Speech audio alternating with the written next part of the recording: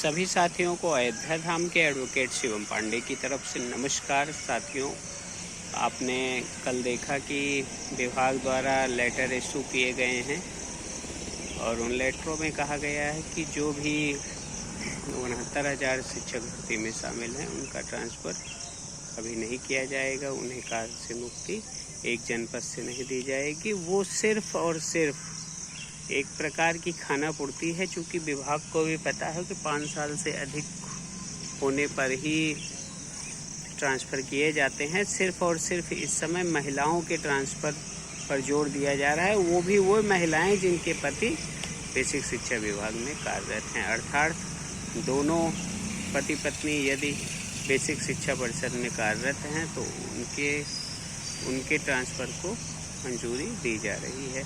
और चूँकि जो आकांक्षी ज़िले हैं वहाँ से भी ट्रांसफ़र नहीं हो रहे हैं, तो इसमें संख्या बहुत कम है। लेकिन रिविजिट करने पर सरकार को ये दिखा कि हाँ, आंकड़े उथल पुथल में हैं, आंकड़े यहाँ से वहाँ जा रहे हैं। इसलिए सचिव साहब ने तत्काल ही उस पर रोक लगा दिया कि हाँ, अभी आपके ट्रांसफ़र नहीं हो सकते हैं, क्योंकि अगर एक बार किसी भी शिक्षक का ट्रांसफ़र एक जनपद से दूसरे जनपद हो गया तो दोबारा रिविजिट जो सरकार कर चुकी है, तो सरकार ने जो सरकारी विभाग ने अर्थात सचिव साहब के दिशा निर्देश में जो कार्रवाइयाँ हो रही हैं उसमें थोड़ा सा दिक्कत महसूस हो जाएगी। लेकिन इससे 69,000 शिक्षक भर्ती में शामिल किसी भी साथी को कुछ भी डरने की ज़रूरत नहीं है। कहीं भी उसके ऊपर कोई भी रडार नहीं लटक रही है, क्योंकि ओपी शुक्ला जी का आदेश स्वच्छ आदेश है,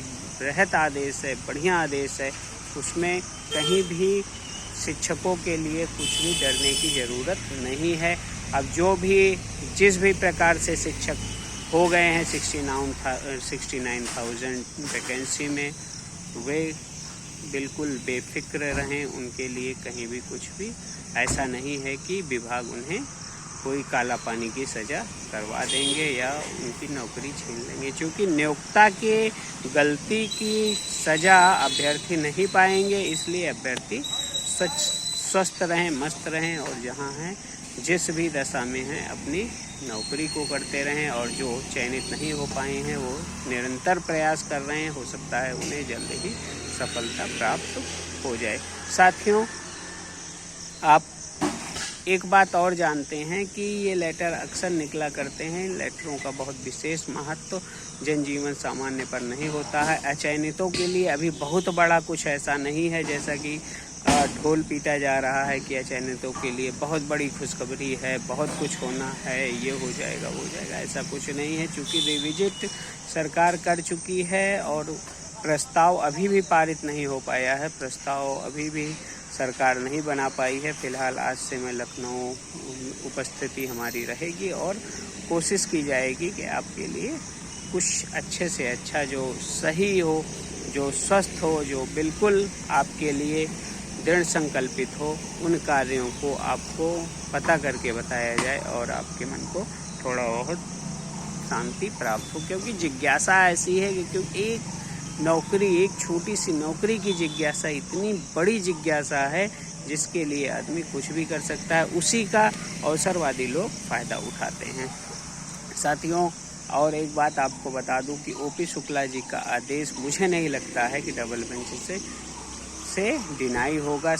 एज इट इज़ आदेश आने की पूर्ण संभावना है, क्योंकि राजन राय के सर के बेंच में अन्य मामलों में मैं जाता हूँ, उन्हें मेरिट से बहुत लगाव है। और जिस तरह मेरिट पर ओपी शुक्ला सर ने आदेश दिया है, उस आदेश का पालन होना लगभग डबल बेंच में तय माना जा रहा है। बाकी देखिए, अभी बहस चल रही है। बहस जब स्टार्ट होगी, सरकार रिविजिट करके देगी। तो चूँकि हम अभ्यर्थियों के साथ सरकार कहीं ना कहीं खिलवाड़ कर रही है, अगर उसमें कोई पॉइंट मिलता है तो कुछ अच्छा और अच्छा आदेश कराने की कोशिश की जाएगी।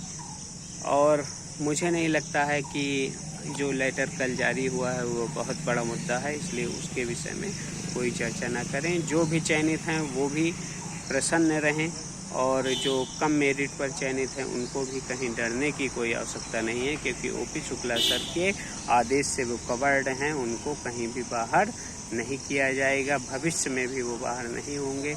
ये ट्रांसफ़र गतिमान प्रक्रिया, इस पर केवल 69,000 वैकेंसी में जो चयनित हुए हैं और जो पुरुष और महिला दोनों विद्यालय में चयनित है, वो चाहें तो एक ही ज़िला में एक साथ हो सकते हैं, उसके लिए उन्हीं का ट्रांसफ़र हो रहा था, जो कि रोक दिया गया है और किसी का ट्रांसफ़र नहीं हो रहा था, क्योंकि 69,000 वैकेंसी में अभी तक जो अभ्यर्थी चयनित हुए हैं वो पूर्णतः 5 साल पूरा नहीं कर पाए हैं। और कुछ आकांक्षी ज़िले हैं जहां से ट्रांसफ़र नहीं होता है, उनको भी आज ना तो इस लेटर का कोई लाभ मिल रहा है और ना ही कोई उनका नुकसान हो रहा है। तो आप लोग धैर्य बनाए रखें, जुलाई आ गई है, अब आपको अच्छी से अच्छी सूचना, रिविजिट संबंधी ज़बरदस्त सूचना दी जाएगी।